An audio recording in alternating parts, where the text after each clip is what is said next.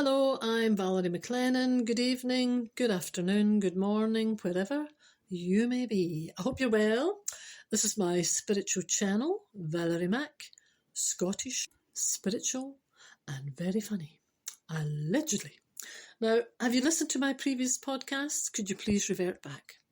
I think there was 2 this week, full of wisdom, full of emotion, a little bit of humour, etc., etc. You may find it interesting.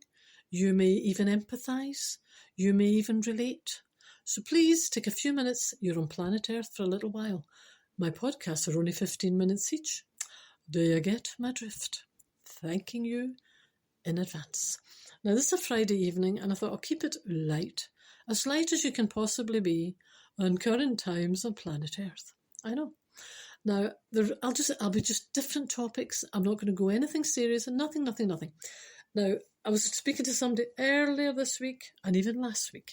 This is just a topic that comes up now and again. How, do you hear the expression? You often hear the expression, oh, she's living on her nerves. I don't know why I did that accent, but you get my drift again. She's living on her nerves. He's living on his nerves. Oh, my nerves are finished. Oh, my last nerve. Now, we may laugh, but you hear people saying this all of the time. You know, the glass half full, the glass half empty. Now, I heard this a while back, and I think it is actually true.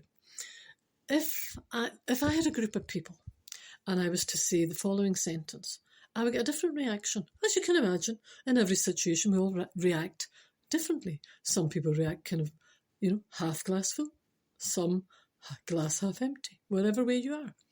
Now, if I was in a room and I said, talking about spirituality, and I was trying to be comforting, and I said, now, this is actually true, but I'm just saying how it's perceived and received is not down to me.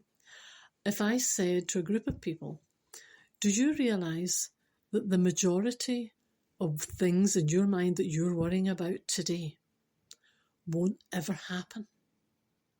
Okay? If I said the majority of things that you're worrying about today in your mind won't ever happen. I'm generalising. Some in the room would take that as a positive and think, that's very true. I'm worrying myself half to death, and the majority of this won't even come true. Okay? Then you have the others who would only hear me saying the majority of things, and they'll think, what do you mean the majority? That means the other bits are going to come true. Which bits? What bit? What part of what I'm worrying about? She's just said the part of I'm worrying about. I knew it. I'm worrying about this, and I really didn't think it was going to happen. But now she said, she, being me, the majority of things you're worrying about won't come true. So that means some of it will. Do you see what I mean? Some people tune into the negative part and they think, oh, and they're looking for that bit, where other people would take it as a positive and think the majority of things I'm worrying about won't come true. Thank you very much. I shall have a celebration. I know. Yet the other people will be left worrying about the little bit that was left because I only said majority. This is the way we think. Now, there are many people who have accepted that as their reality. They will say themselves, I live on my nerves. My nerves are on edge. My nerves are finished. How many times do you hear this? Often. Now, we may laugh. Some of us, we may relate. Depending on what's going on in your life over the years, depending on how long you've been on planet Earth. Obviously, there's situations when on Earth where we go, or this or that or the other. We're human beings. We're facing endless challenges, so we don't all walk through Earth and just stay at the same kind of, the same heart rate all the time and the same level of calmness. Obviously, you do get a panic and a fright, but it's how you manage it. If the panic and the fright envelops your being and you accept it as your reality and this is the way it's going to be forever and ever and ever and ever. Can you imagine? It means that you're always living, so even if it's on a subconscious level, you're always living, waiting for something to go wrong. Now that might sound funny, but can you imagine the impact that's having on your health? You may describe it as living on your edge. You may describe it as living on your nerves. My nerves are finished. Now, people sometimes use that vocabulary just as a throwaway line. But if you think of the power behind the words, it does. There are many people who tend to live waiting for the next catastrophe. And what happens when a challenge comes along? If that's your mindset, you have accepted that you're living on your last nerve, that kind of thing. If you have accepted that's who you are and that's your reality, and you're sitting waiting, we all know people like this. If you're waiting and something goes wrong, it's not even goes wrong. Each and every one of us will face challenges. But if a challenge comes along to someone with that mindset, what's the first thing they will say? We all know people like this. It's the very first thing they will say. I knew it was coming. I was just waiting. I knew it would come. It's always me. It's not always you. It is me. It is him. It is her. It's each and every one of us. We will face challenges all at different times of our lives. Now, my point being, many people laugh, and in conversations, people just throw out those words.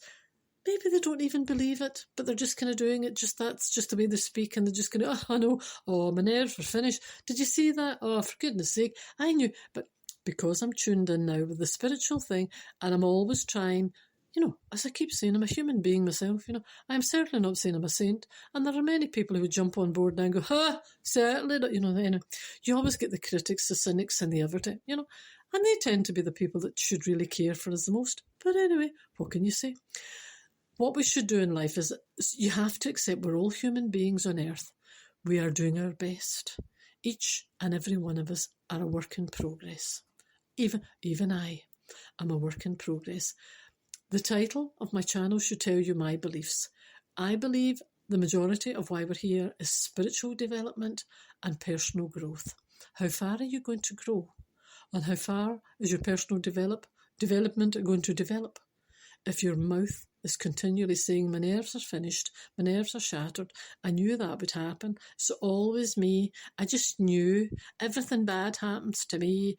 There are people that speak like this all of the time. Now, keep in mind, our words are creative, they're energy. Your words are energy. If you don't like what you're attracting into your world, you need to stop speaking it. If you have to be more conscious, I'm just saying, you would have to be more conscious of your words and don't just speak for the sake of speaking. There are many people whose, as they say, their mouth just runs away. They speak very, very, very, very, very quickly. And if you ask them afterwards, they won't even remember half of what they said. They were filling the gaps in the conversation. They were just chatting, talking, chatting.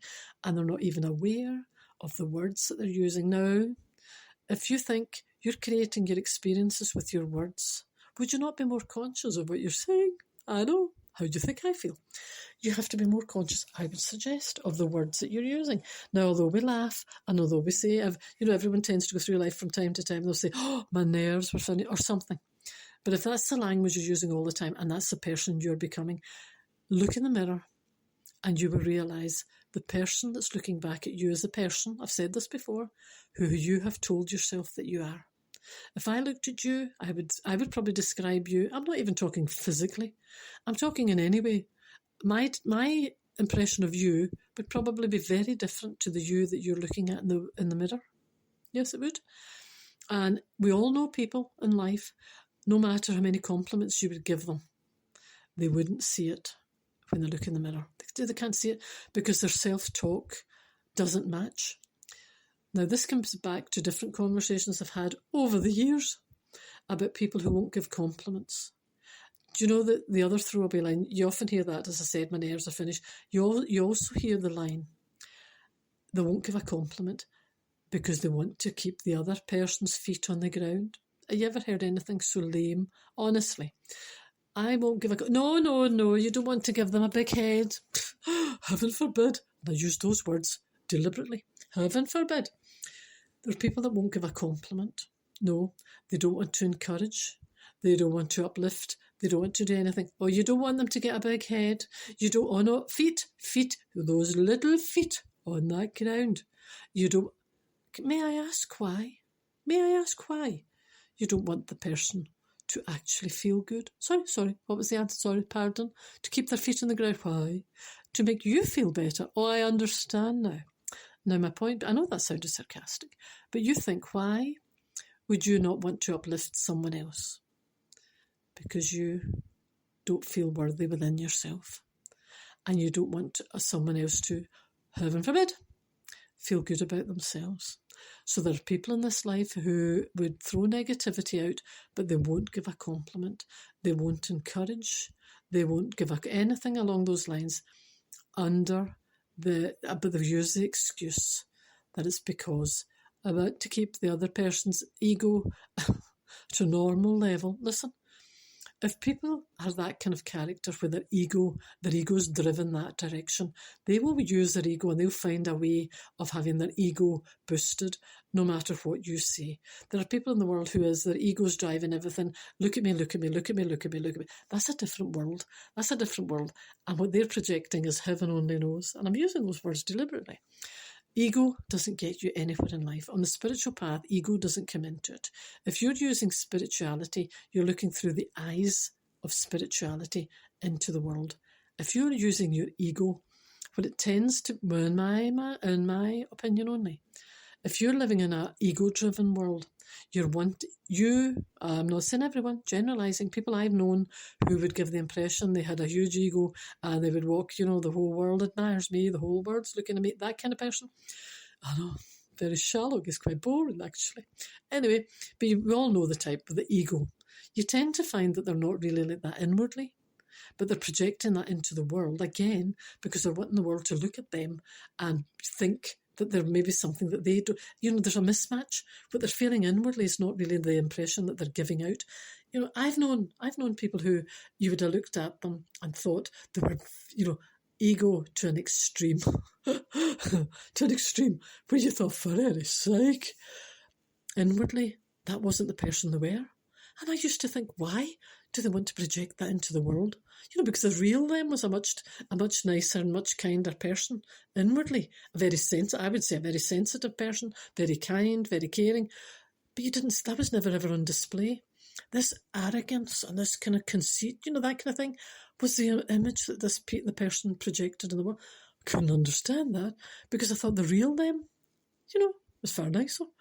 Anyway, but you'll always get the type, for their own reasons, they want the world to, they live with their ego first. The sad part of that in spirituality is that's not what you're projecting back anyway, because it is from, if you imagine what you're putting into the world, what you're creating is coming from your intention in your heart. I know it sounds a bit, but you know what I mean. Your intention, words become cheap. And even the action, it's your intention in your heart when you're speaking the words out that are coming back to you as an experience. Everyone can speak words. Words can be cheap. If you don't believe them in your heart and it's not coming from a good place, you won't create that in your life because the universe, the energy, it won't be mocked. The energy is actually picking up the intention in your heart from the words that you're speaking out. Your words are energy, so when you're speaking that out, if that's not coming from a good place and it's not coming from your heart, meaning it good inwardly, you can't fool the universe because it's an energy-driven world. So you'd be sooner not saying anything at all. But the point being, ego is completely different to confidence. You don't have to go through your world. We all know many people like this won't give a compliment, won't encourage because, again, it's coming from their own insecurities because they're feeling so low inwardly. The last thing they want to do is boost someone else's confidence. Do you get my drift? But that's what you're going to reap. So we can be living in a world where people's nerves are finished, people are stressed out, people are this. I know, as I said at the beginning, I've met people like that, and it's actually quite funny to a point. Because they were looking for help at the time. They were trying to get their mind sorted out because, the expression, they were actually driving themselves crazy because their self-talk was continually negative. So they were looking for a solution, and we did have a laugh because, you know me, I like a laugh. Laugh is a good healer. It is. So I would even point it out to them. Over the years, they wouldn't even realise they were saying it. And then I would kind of, I don't mean video, I would replay it back to them like a role play, what they would say, and 9 times out of 10, people start laughing because they didn't realise that was them. So the ones that were doing the majority of things that you're worrying about won't happen. I would replay that back to them with my words, not in a video, with my words. And I would say, what does that mean? Oh, you're telling me that some of what I'm worrying about is going to happen? What's going to happen? Now, Those are just words, but you imagine if that's in your mind and you really believe in that, your heart's working harder than it has to, your blood pressure's working harder than you have to, because you're believing all that. You're frightening yourself, because if you're always living on edge, as the expression goes, waiting for the worst, nerves are on edge, what you're doing there is your mind, your body, your spirit's connected. So the words in your mind, you might laugh it off, but every time you, put it this way, every time you frighten yourself in your mind, and think, what do you mean? What's going to happen? Your heart's to work faster, your blood pressure's going faster, everything is going around your body 100, a lot faster than it should be. If you're like that continually, it means your heart's working faster all the time, your blood pressure's high all the time. Will you stop frightening yourself? The world will have enough challenges for you to face. You don't need to contribute to it by frightening yourself. Thank you very much for running out of time. Not on Earth on my podcast. Have a good weekend. I might be back on at some point over the weekend. Not sure yet, but look after each other. Take care and speak soon. Bye for now.